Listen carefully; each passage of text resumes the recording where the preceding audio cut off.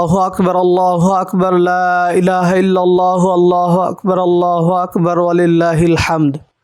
সম্মানিত দ্বীনী ভাই বোনেরা, তাকবীরে তাশরিক কি এবং তাকবীরে তাশরিক কত তারিখ থেকে কত তারিখ পর্যন্ত পড়তে হবে এবং তাকবীরে তাশরিকের ফজিলত কি, আজকের ভিডিওতে আমরা এ বিষয়ে আলোচনা করব। তাকবীরে তাশরিক হলো একটা বিশেষ তাকবীর, যেই তাকবীর হাদিস দ্বারা প্রমাণিত।